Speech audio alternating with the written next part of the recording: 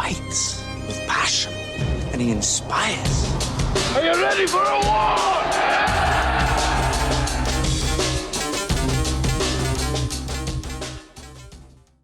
All right, welcome back to From 8 Arbitration. Going to be a short episode. I'm sorry. I got all of my ranting out last week. I had a good time of it, though. It caused quite the commotion, didn't it? But yeah, going to be a short episode. I was on Parcels of Knowledge with Roseville Wrecking Crew. Joshua Shroom, y'all know that podcast. Does a fantastic job with that podcast, Parcels of Knowledge. But I was on there with him for an hour or so.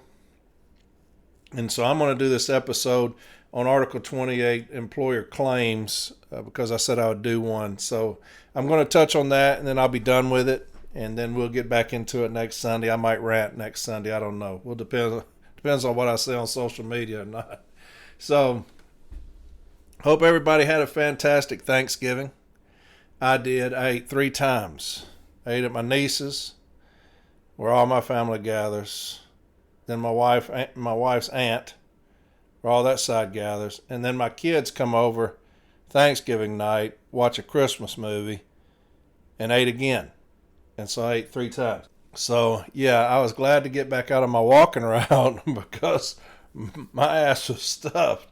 And so I hope y'all had a fantastic Thanksgiving. Now it's my time of the year, Christmas. I'm a Christmas junkie. Every night in December, I watch a Christmas movie. My favorite is The Christmas Carol. And so I watch every one of those that's ever been made. But I'll watch a Christmas movie every night. I love going Christmas shopping. I love the mall. I love the busyness of it. I listen to Christmas music on my route every day. Listen to it in the office. I'm a Christmas junkie. And so now is my time of the year. But I do hope y'all had a fantastic Thanksgiving. Told y'all last week about 2 very special people to me, Cole and Mallory. Going to have that precious baby. And I was demanding that Mallory put up on from8arbitration.com the baby registry. And so she did that. Matter of fact, I had to go back and tell her to do it again because she felt bad doing that. I said, look, as much as you've done for the city letter carrier, we can take care of that baby. And so it's Cole and Mallory's baby registry, and it'll say on there, Corey made me do it because I did. They're too important to me and to y'all, the things that they've done. If you've ever got on from8arbitration.com and pulled off a site and got cases, grievances, grievance help, the episodes she puts up, she's done all of that. If you've ever been helped by that, show her some love. Show that baby some love, okay? So I told her to put the registry up there. She finally did it. And it does say Corey made me do it because I did. They're just too damn important from 8 Arbitration. And I couldn't do half the stuff I do without both of them. And that's how much they've helped me. And that's how much they've helped you. Matter of fact, back when we were doing LMOUs, Mallory's the one that got all the LMOUs from around the country and put those in one database so we'd all have them. That's a lot of work she did for free. And so get on there, Cole and Mallory's baby registry on from8arbitration.com and show a little bit of love for them, okay? That'd be great. Be a good Christmas present for them and that little baby. I forget to say this all the time. Discord and Reddit. I've not talked about those in a long time. But make sure you get on Discord and Reddit. If anything else, there's a lot of grievance help on there. You can ask questions. You're anonymous. You got anonymous names. So you're anonymous on there. Ask your grievance questions. A lot of great help on there. A lot of other stuff goes on, but there's a lot of grievance help on there as well. So if you're a new steward, get on Discord. Get on Reddit, okay? A lot of education going on everywhere. Just like Parcels of Knowledge, with Joshua Shroom. A lot of great podcasts coming out, educating. And like I was telling on his, it's the city letter carrier coming to the aid of city letter carriers, which I think is the most beautiful thing that's happened in our union in a long, long time. is the city letter carrier saving the city letter carrier. It's not the union. It's not them. They're not doing this. It's the city letter carriers coming to the defense, coming to the aid, saving the city letter carriers. And I think that's what's so beautiful about all these podcasts. It's just, hey, city letter carriers coming out. This is what I know. This is what I've been taught. And I want to help people out. So a lot of that going on. I think it's absolutely fantastic. And for some reason, my nose has started to run. It wasn't running before I started. But now for some reason, my nose has decided to pour. And so that makes me angry that that's happened. Because now my damn nose is running like crazy. I'm going to have to keep blowing it. And that's going to be a lot of editing I didn't want to do. But anyway, I don't know why this is going on. But again, we'll have us a short episode, all right? And that will keep y'all from having to listen to me cuss so much. I did go off last week, though, didn't I? Yeah, I was on one last week. I was hot. But anyway, I got a couple of shout-outs. One shout-out. And I'm going to talk about another screenshot, something sent to me. Just something so silly I wanted to tell y'all about it because that's what I'll do. Give y'all a good laugh. It shows you how much management hates us, because they do. They despise us. And y'all make sure y'all listen to Parcels of Knowledge with Joshua Shroom, where he interviews me. He calls it the investigative interview. It's just a bunch of questions people sent in. Some are anti-Corey, which is fine. I'll answer those. I don't care. You want to ask me anything, I'll answer it. I'll be truthful. You may not like the answer, but I'm going to answer it. I am who I am. City letter carrier from Nashville, Tennessee. Been doing it a long time. And so, ask me a question, I'll be truthful. Like I said, you may not like the answer, but I'll answer it nonetheless. Give Debbie Dixon a shout out from Provo and everyone in Branch 887. For me, Zach Parrish, Branch President. So I was the guy that won the Carrier of the Year. I nearly forgot to thank my wife like a jackass, and someone at your table saved my skin. Deb helped us out at our intervention and is a real go-getter. Her and I have a storied history, and I know she has the biggest heart for the job and the utmost passion for defending the humanity of the city letter carrier. She is one of the best teachers the region has to offer, and I cannot wait to see her crush the competition. He said, I'm also running for branch president under the slogan, the candidate that management hates. You got my vote if you're running as the candidate that management hates. You've automatically got my vote. But yeah, Debbie Dixon, a shout out from everyone at Branch 887 in Provo. Now, she's the one running for business agent of Region 2 on the CLC slate. And she is an absolute beast. An absolute beast. And I could not be more excited for Region 2. I've said that. I like the business agent they got. He's a nice guy, but anybody that's going to come on this podcast and praise Renfro and talk about how honest he is and that he's not dishonest, you got to go. I'm sorry. You got to get the hell up out of here. And so, yeah. I'm going to read this one thing. It's very short. It's 2 questions on an II. But it goes to show how much they hate us. Now, one of the issues we always will have is postal uniforms. We don't get enough money. And I think that the Postal Service should provide us uniforms. If you want us to have something, you should provide it. You don't give us very much money. Uniforms, the cost of those are astronomical. Now me, I've got about 10 shirts, 10 pairs of shorts, rain gear. I've been doing it 30-something years. I've collected things. If you've just started, it's going to take you several allotments. Several. Just to get the basics. Because it's so expensive. And so, shoes, like shoes. I get 1 pair of shoes every year. They last me, seriously now, and you know what I'm talking about if you're on a walking route. 6 months. 7 months. The bottoms will fall off of them. The soles will just fall out. Or the toes just tore open. Y'all know what I'm saying. Now, if you're on a mounted route, you don't have that issue like us. We're out there in the elements and the rain and the snow and the heat and all that, walking up and down steps, across pavement, through yards. shoes wear out quickly. And so you can buy one pair of shoes, that's what, $150? And then you got to get your shorts. You want to keep clean shirts? You got to get new shirts because you wear a bag on your shoulder. That's going to leave that mark. Your stuff is dingy. So you got to get new shirts. Your rain gear goes out. You got to get that. That's what, $300? So anyway, you know what I'm talking about. We need to do much more as far as uniforms is that concerned. I would make management provide the uniforms. You got carriers being sent home because they come in and don't have the proper shoes. I can't afford them. What do you want me to do? Because I don't have the proper attire, sent home. I don't get enough money, especially new hires. What do they do? Listen to this about somebody who had an accident, slipped. I wanted to read this because it's so comically stupid.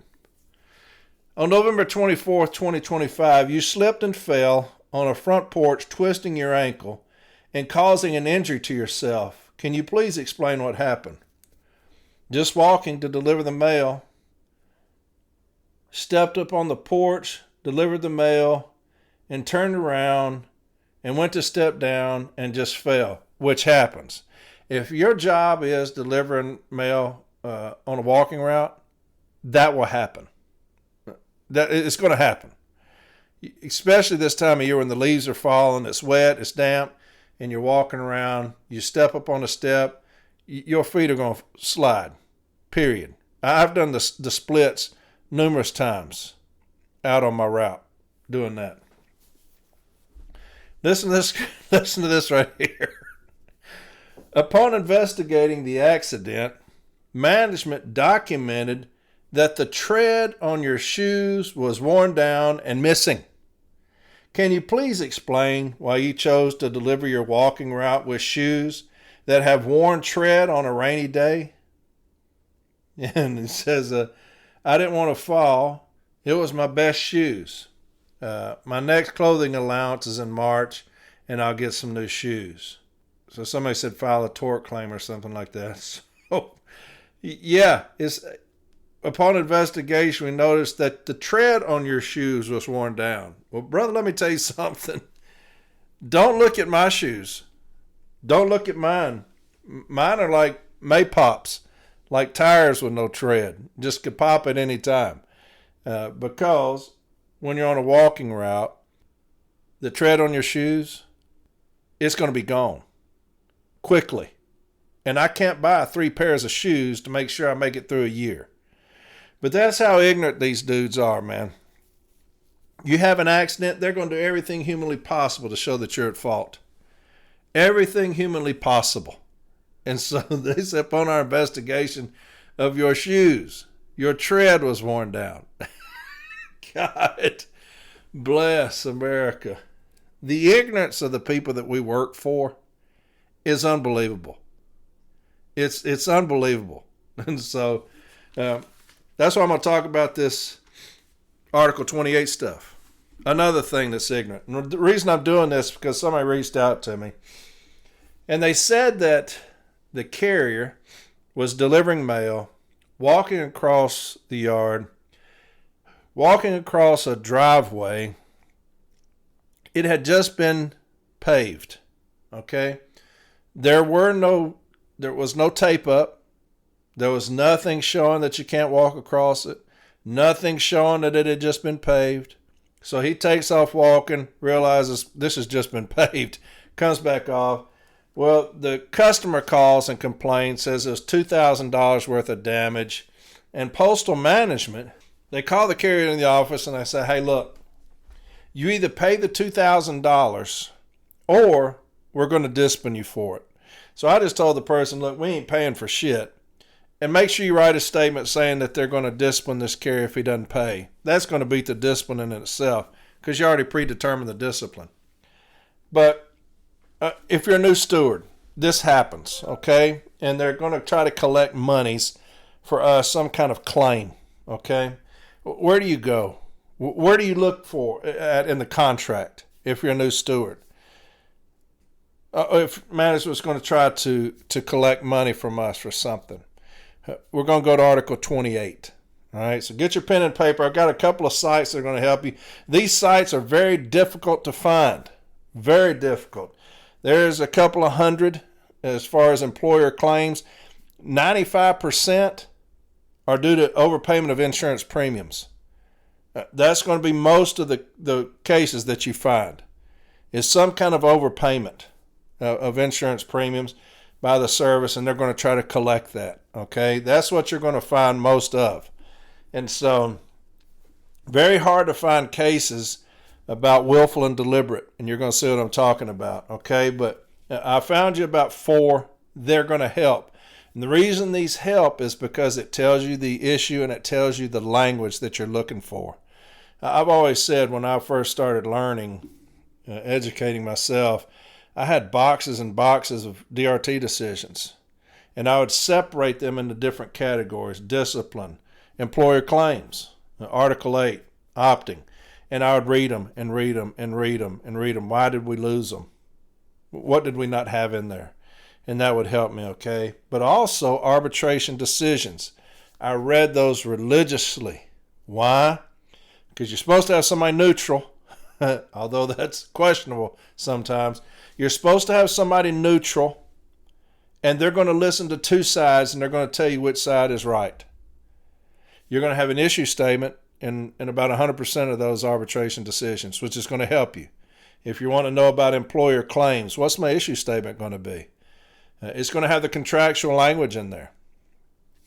You're also going to have the services argument, why they were right, why we should pay that money, and the union's argument, why we're right, why we shouldn't pay it, and then the arbitrator's decision. Okay, and so that's always helpful to me, and it helped me when I was learning more than anything else, was just reading old decisions, whether it's DRT or arbitration. So when we go to Article 28, and remember, 95% of the cases you're going to find on the database are dealing with insurance premiums. Okay, it's very difficult to find what we're looking for, willful and deliberate. When you look at an employer claims, page 28.1, it's Article 28. Employer claims. An employer claim is a demand made by management that a letter carrier pay for certain types of losses or damage to the mail or to other postal property. Now that's a key to me because a driveway is not postal property, and it's not a loss of mail. Okay?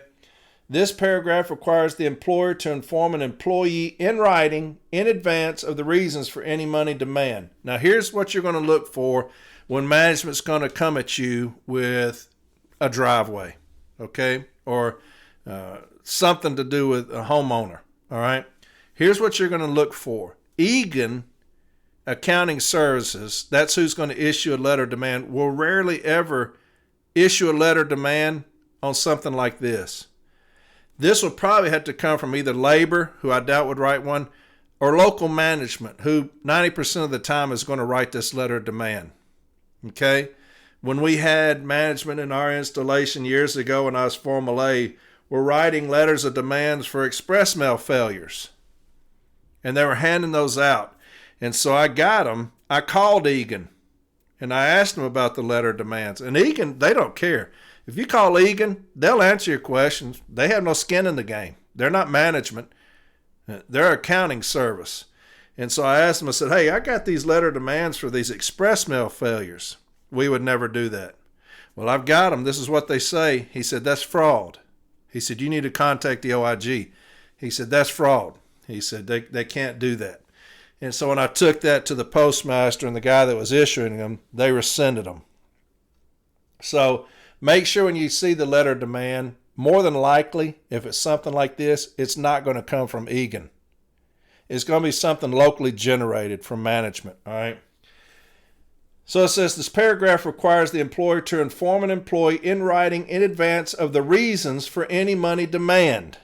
Now, local management's going to have to know that, all right? In addition to the employee protections in Article 28, ELM Section 437, so there you have it, Article 28 and ELM Section 437. That's going to be in your issue statement, all right? sets forth procedures under which an employee may request a waiver of an employer claim. See the discussion of waiver provisions at the end of this article. Then you got 28.1, shortages and fixed credits. That's not us. 28.2, Section 2, loss or damage of the mails.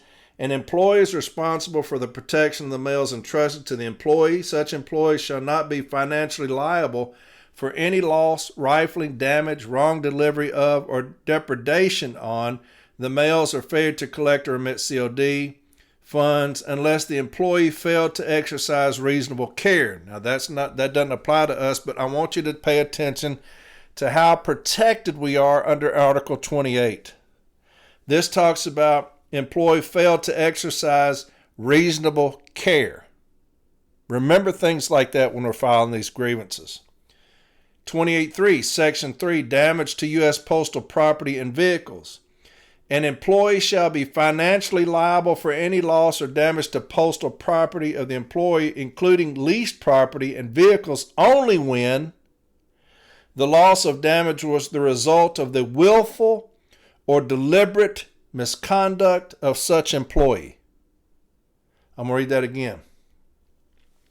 An employee shall be financially liable for any loss or damage to property of the employer, including leased property and vehicles, only when. Okay? Those two words are critical. Only when.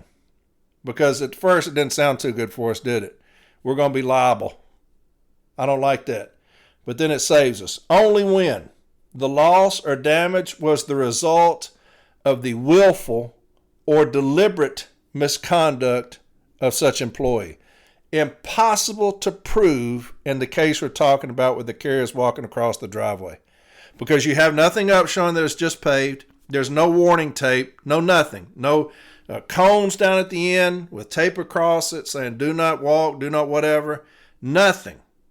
I'm doing what I do every single day, taking off walking. You got a driveway that's paved. It was pure accident. I come off of it.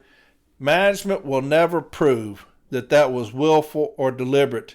And the only way they can collect monies from me is if they can show my actions were willful or intentional. That's what it says. Willful or deliberate misconduct only when. So that's our protector right there. Willful or deliberate. Article 28.3 protects letter carriers against management claims for the loss or damage to Postal Service property, including vehicles, unless the loss or damage resulted from the willful or deliberate misconduct of the letter carrier. That's intentional, okay? 28.4a, Section 4, collection procedure. If a grievance is initiated and advanced through the grievance arbitration procedure, or a petition has been filed pursuant to the Debt Collection Act, regardless of the amount and type of debt, collection of the debt will be delayed until disposition of the grievance and or petition have been had, either through settlement or exhaustion of contractual and or administration remedies. So be careful with that locally. Management will go in there and try to deduct those monies before grievance has been filed. All right? And so that's something that we will raise. This right here is going to protect us from that. I'll read again. If a grievance is initiated and advanced through the grievance arbitration procedure, or a petition has been filed pursuant to the Debt Collection Act, regardless of the amount and type of debt, collection of the debt will be delayed, okay, until disposition of the grievance and or petition has been had. We'll go down here to the bottom of 28.2. Waiver of employer claims. Many employer claims involve mistakes in which carriers were overpaid, and that's what I was talking about earlier. When you talk about insurance premiums or something, about 95% of the cases you look up on the database is going to show they're due to overpayment of premiums, okay? Section 437 of the ELM gives carriers the right to file for waiver of a claim for overpayment. This section, titled Waiver of Claims for Erroneous Payment of Pay, outlines the steps that carriers must follow to request a waiver. And then it gives the steps under Section 437.32. It's PS Form 3074. And I'm going to read this at the bottom here. The installation head investigates the claim and writes a report of the investigation on the reverse side of the PS Form 3074. The report should contain the data and or attachments indicated in the ELM Section 437.4. The form was then forwarded to Human Resources for review and further completion. The entire file is then sent to the Egan Accounting Services. The reason I read that is because Egan will not approve that collection. All right? They're not going to approve that collection. And you can call them. You can call them and ask them, and they'll tell you. I mean, Egan's good about that. You can look it up online. Egan Accounting Services. Okay? And call them. I've got some sites. Not going to take long. Okay? But it's going to talk about the language that we're looking for when we're talking about willful or deliberate. And it'll help you. The first one is C12618. C12618. And it's Clarence Deitsch. It's the arbitrator. And I'm going to read the opinion only. Discussion. It is incumbent upon the union to prove that the employer violated Article 28, Section 3 of the National Agreement when it issued the agreement a letter of demand for $864 on April 17, 1992. It will be presumed that the employer did not violate the contract until the union proves the contrary. And that's what's so critical about contract cases. That burden is on us. That burden is on us, and that's a beautiful sentence for us to understand that. It will be presumed that the employer did not violate the contract until the union proves the contrary. That's our burden. The quantum of proof customarily required in contract interpretation cases of this nature for the union to discharge its burden of proof is a preponderance of the evidence. There must be more evidence supporting the union's interpretation position than that of the employer. This standard will be used to resolve the instant dispute. After careful review of all the testimony and evidence, the arbitrator is compelled to concur with the union that the disputed letter of demand was not issued in accordance with Article 28, Section 3 of the Labor Agreement. Webster's New World Dictionary defines negligent as habitually failing to do the required thing, neglectful, to careless, inattentive. All right, so he's done put in Webster's New World Dictionary. Now, we do that as advocates. We will define words from the dictionary. And so that's what he does. Webster's New Dictionary defines negligent, habitually failing to do the required thing, neglectful, careless, and inattentive. While the agreement may very well have been negligent by virtue of the second of the two definitions noted above, he certainly did not habitually fail to do the required thing. Careless and inattentive behavior is far removed from the willful or deliberate misconduct of Article 28, Section 3 that would warrant a letter of demand. I'm going to read that again. Because management, what they're going to say is you were inattentive when you were walking across this yard. You weren't paying attention, even though if it's a paved driveway, I wouldn't know that sucker was just paved unless I was told. Okay, but management, what they're going to say is you weren't paying attention. You should have known. You should have seen. Whatever. Here you go. Careless and inattentive behavior is far removed from the willful or deliberate misconduct of Article 28, Section 3 that would warrant a letter of demand. That's beautiful language for you when you're grieving this, if they'd come out with a letter of demand. Okay? As noted by the union, the Random House Collection Dictionary equates willful and deliberate with intentional.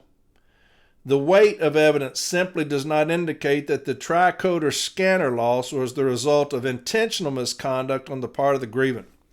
Would the grievant have gone to such extraordinary lengths to retrieve the device, immediately returning to the collection box upon noticing that it was missing, canvassing the area prior to returning to the office and ending his tour and again before reporting to work the following day and promptly reporting its loss to management? If its loss was intentional in the first instance, instead the record of evidence indicates the loss to be accidental and inadvertent, and that's what we're going to argue here. It was accidental, it was inadvertent. Due to inattention and or the distraction of the instrument's malfunction, heavy mail volume, and rush hour congestion, this is certainly not the culpable behavior that would justify letter demand per Article 28, Section 3. Another factor prompting the same conclusion is the testimony of Gary Como, acting manager of Station Branch Operations, that he never instructed the grievant not to unstrap and remove the tricorder scanner, and that he did not believe the grievant intentionally left the device atop the collection box. In summary, the record of evidence, as noted in the preceding paragraphs, indicates that the disputed letter of demand was not issued in accordance with the conditions specified in Article 28, Section 3 of the National Agreement. The grievance is found to be meritorious. The employer's motion to dismiss the grievance is denied. The employer is hereby ordered to rescind, vacate the disputed letter of demand, and the parties are hereby directed to compensate the arbitrator for his fee and expenses, blah, blah, blah. And so that's that's all you need. That one right there. C12618. Arbitrator Clarence Deitsch. Okay? C12618. That's a fantastic one. Here's another. C10686. 10686. This is Arbitrator James Martin, and I'm going to read his decision. Now, he talks about, and I love decisions because they're going to talk about the contractual provisions, Article 28, employer claims, and that's how you will always know. It'll have the issue statement in there for you when you get these things, which is important to new stewards that may not know a good issue statement. And so here's the discussion. The union directed me to 3 arbitration awards bearing upon this issue. Arbitrator Snow, who said, the arbitrator concludes that the employer violated Article 28 of the parties' collective bargaining agreement and, therefore, was not entitled to deduct the $125 from the grievance paycheck for pay period 16. Arbitrator Williams, who said management violated Article 28 of the National Agreement by withholding funds from the paychecks of the agreement when it did not inform them in writing in advance of the demand giving reasons therefor, and Arbitrator Jacobs, who said additionally, the employer was in error for deducting pay from Mr. Caulfield without presenting him with a letter of demand. This arbitrator has also issued several awards making the same finding.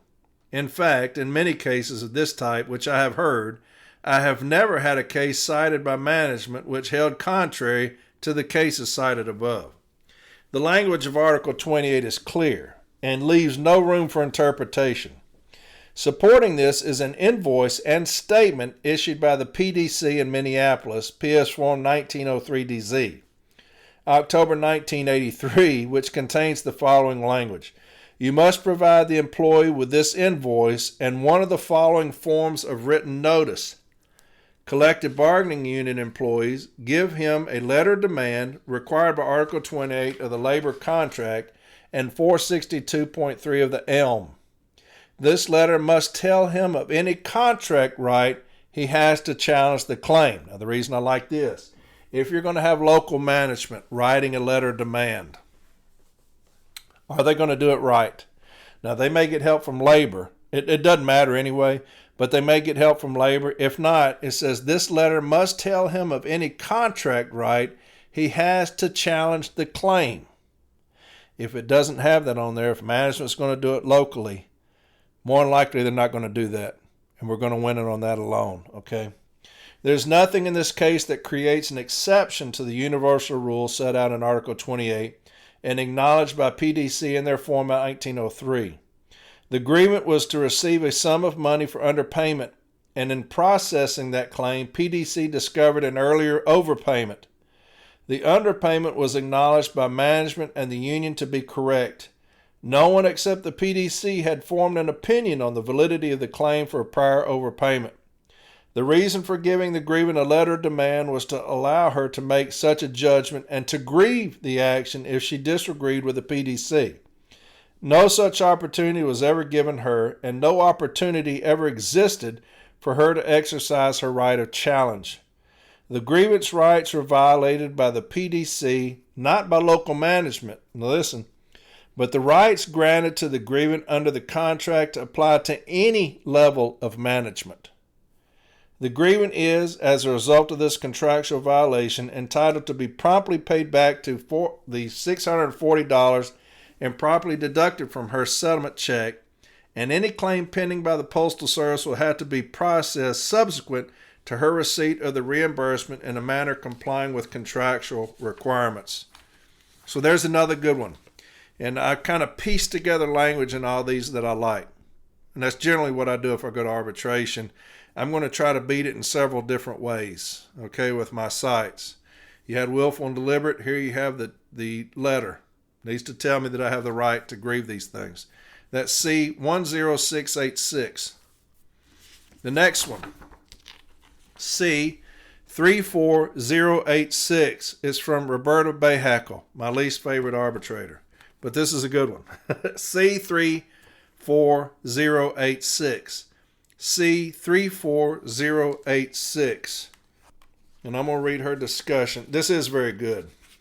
I did well in front of Bahakel. I just think that she leans towards management terribly. Discussion. I have reviewed the testimony and evidence presented at the hearing and considered the written closings submitted by the parties, the last of which was received on June 7, 2019. No argument has been raised regarding the arbitrability of this matter, therefore it is properly before me for decision. The union contends that the grievant should not be held responsible for the damage to the Postal Service's gate, and that the letter of demand for $7,494 should be set aside. The union argues that the provisions of Article 28 only hold an employee financially responsible for loss or damage to postal property in cases where the damage was the result of willful or deliberate misconduct by the employee, and in this case, the grievance actions did not rise to that level. And that's where we're going to win this one. First off, it's not the Postal Service property. But if they do try to give us a letter of demand, you're going to have to show me where the actions of this carrier were willful or deliberate. The union contends that the grievant was leaving work like any other day, and when he saw that the gate was open, he drove on through.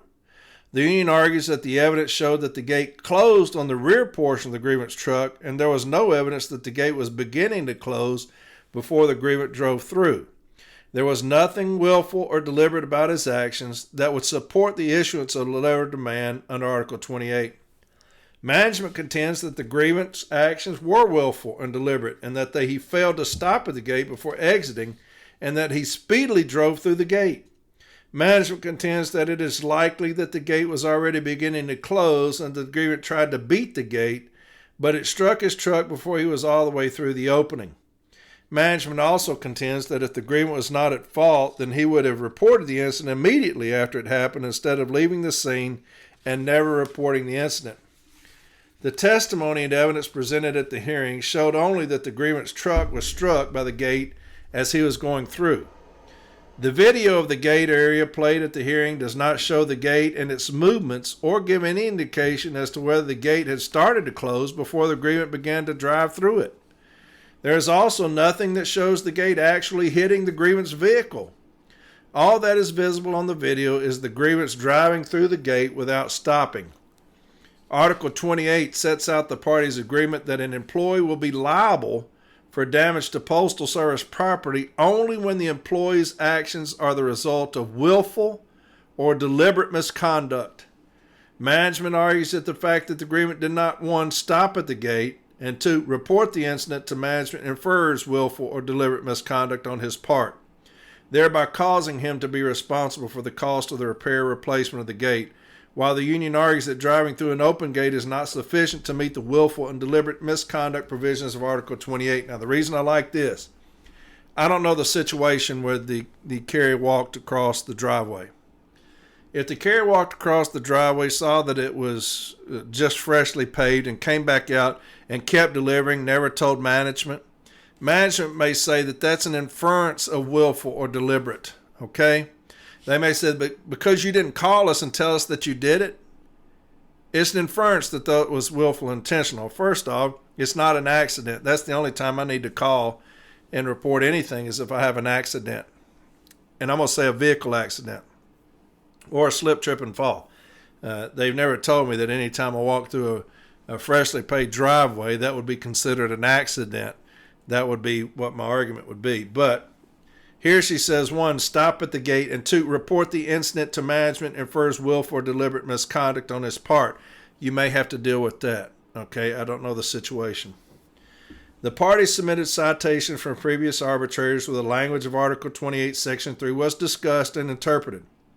Arbitrator Nicholas Zuma explained his interpretations of the phrase willful or deliberate misconduct as it applies to Article 28.3 more than 30 years ago. He stated, a willful or deliberate act is commonly defined as one that is done intentionally, knowingly, and purposefully without justifiable excuse.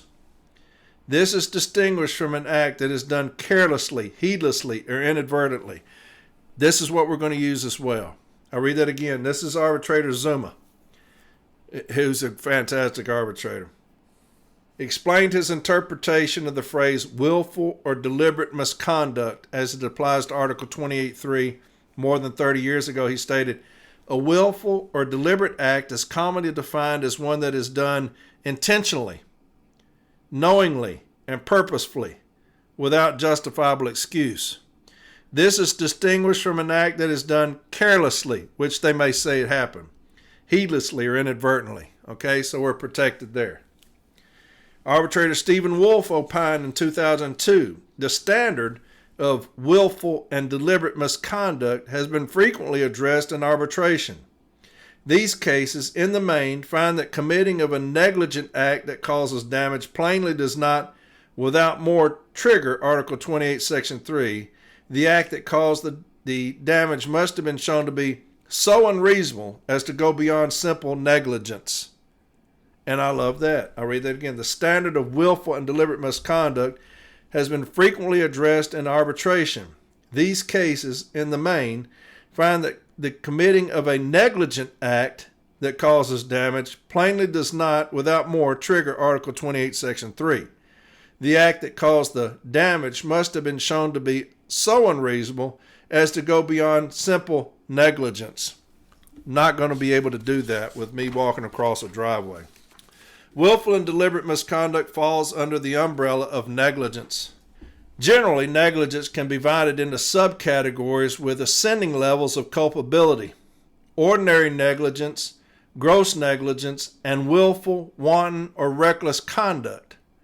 Ordinary negligence is often referred to as the reasonable person standard, which requires individuals to conduct themselves as a reasonably careful person would under like circumstances. Ordinary negligence occurs when someone does something that a reasonably careful person would not do under similar circumstances, or fails to do something a reasonable careful person would do. Gross negligence requires conduct substantially higher in a magnitude than ordinary negligence. It can be defined as a heedless violation of the rights of others, amounting to indifference or carelessness so far as the rights of others are concerned. The third type of negligence, willful, wanton, or reckless conduct, is just a shade below actual intent or deliberate behavior. Establish that an action is willful, wanton, or reckless involves showing with a high degree of likelihood that substantial harm will result to another. In my determination, two things distinguish willful, wanton, or reckless conduct from ordinary or gross negligence. First, the individual must knowingly or intentionally disregard an unreasonable risk, and second, the risk must entail a high degree of probability that it will cause substantial harm.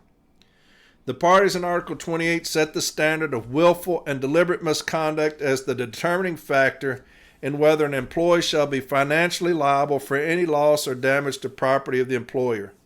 The burden is on management to show that the grievance actions meet that standard when it seeks to collect for damages to its property. The evidence presented at the hearing establishes only that the grievance did not stop before passing through the gate. The grievance testified that he did not stop at the gate because it was open when he arrived. While management contends that the grievance saw the gate begin to close and was trying to beat the gate, no evidence was submitted to support this contention. Nor was there evidence presented to indicate that the grievance speed was greater than any other of the vehicles shown on the video. The photos of the damage to the grievance truck established that the grievance vehicle had almost completely passed through the gate before it was struck. Management argues that the grievance failure to stop and report the accident is evidence of his guilt in attempting to beat the gate. Without other evidence to corroborate management's contentions, there is insufficient evidence to infer the grievance guilt or to establish that the grievance actions constituted willful or deliberate misconduct as opposed to mere negligence. After reviewing the evidence presented, it is my determination that the management was not able to show that the grievance actions rose to the level of willful or deliberate misconduct. And so we won. That's a fantastic case from Arbitrator Bahakel. See 34086. 34086. Fantastic one, breaking down the different levels of intent, willful. That's going to win you this case. Okay? The last one, C11012. C11012. And this is Arbitrator Powell. And let's go to his discussion. And this is a great one because he has so much contractual language in there. All right? He's got F1 handbook, the ELM language, the JCAM language, all that's great stuff. He says there are significant rules, regulations, and procedures which govern the care and custody of postal funds, stamps, and other property entrusted to employees. Relevant contract clauses and other rules and regulations read as follows. Article 28, which is what's going to be in our issue statement. And I read about the collection procedure. Employee and Labor Relations Manual, Section 462.3. F1 Handbook, Section 113. The included sections of various manuals and the national agreement set forth the requirement about the issuance and the contents of a letter of demand. Now, this is where we're going to challenge the supervisor or manager if they write a locally generated letter of demand. Are they going to do it contractually? Again, it doesn't matter. We're going to win because you're not going to be able to prove that this carrier's actions were willful or deliberate. Okay? Or intentional. And so, but they're going to have to follow the letter just like anybody else if they're going to issue a letter of demand, and that's what this one's good for. The included sections of various manuals and the national agreement set forth the requirements about the issuance and the contents of a letter of demand. Most of these are administrative requirements unilaterally established by the Postal Service. As such, they are incorporated by reference in Article 19 of the National Agreement. Failure to adhere to these requirements may well bring about a cancellation and a rescinding of the letter of demand. The issue here is whether the letter of demand met the administrative requirements or was it procedurally defective in not setting forth the grievance rights in agreement with the manuals covering the subject. And that's what we're going to attack if it's done by some fool-ass 204B or manager. The union has presented several arbitration awards for this arbitrator's review. In each of these awards, the arbitrators comment and discuss similar situations where the Postal Service or the postmaster, in issuing a letter of demand, did not adhere to the procedural requirements. Many of these decisions reaffirm Arbitrator Howard's opinion, which states, now that's where we're going to lay our hat on, right? Because we're going to say, Egan are professionals at writing letter of demands, and we can still beat those. There's still cases where we beat those. If management's going to do it, supervisors or managers, this is what we're going to say, and this is what he's talking about. The union has presented several arbitration awards for this arbitrator's review. In each of these awards, the arbitrators comment and discuss several situations where the Postal Service or the postmaster, in issuing a letter of demand, did not adhere to the procedural requirements. Many of these decisions reaffirm Arbitrator Howard's opinion, which states, it is abundantly clear that a letter of demand issued to the agreement was procedurally defective in failing to comport with the instruction contained in the F1 Handbook and the Employee and Labor Relations Manual. The instructions require that the letter of demand specify the options available for the repayment and provide notice of the rights on the part of the employee to challenge the demand as cited supra. Arbitrator Dunn cites other arbitration decisions and upholds the proposition that if management does not specify the options available to the grievant, the letter of demand is procedurally defective. Other arbitrators have held that if we are to hold the employees to a standard of conduct in the handling of Postal Service funds, then the Postal Service must bear a like responsibility in meeting their own administrative requirements. And that's what we're always talking about on from 8 arbitration, right? The double standard. They're not going for it. Hey, if you're going to hold them to the letter, you're going to be held to the letter as well. Mutuality requires both parties to abide by postal rules and regulations. Thank you. Management suggests that its failure to include the appeal rights is simply an unimportant technicality and should not be used as a defense to a binding legal obligation. I'll read that again. Management suggests that its failure to include the appeal rights is simply an unimportant technicality and should not be used as a defense to a binding legal obligation. It's rules for thee, but not for me. That's how it will always be for management. We don't like cease and desist. We don't even like that we need to comply with language because we have no intent on complying with anything. This arbitrator ain't buying it. Article 28 creates obligations, conditions, and a standard of conduct which includes responsibilities and accountabilities which are enforceable. To be enforced, strict compliance with its dictates is necessary. No circumstances are set forth which permits compliance with the aforementioned F1 handbook and the sections of the ELM. The issuance of a letter of demand requires strict compliance with all the procedural requirements. Procedural compliance has not been met in this case. The proliferation of the like cases throughout the Postal Service would lead to the conclusion that there has been a general disregard of compliance by managers with the administrative directives of the Postal Service. Hopefully, in the issuance of future manuals, the requirements, the rules, and the regulations concerning letter of demand will simply set forth in a single release so that the procedural requirements can be met. The facts presented in the instant case are not in dispute. There has not been compliance with the procedural requirements for the issuance of a letter of demand. Based on these findings, the letter of demand must be rescinded and the grievance granted. So there's 4 fantastic cases. We go over willful and deliberate.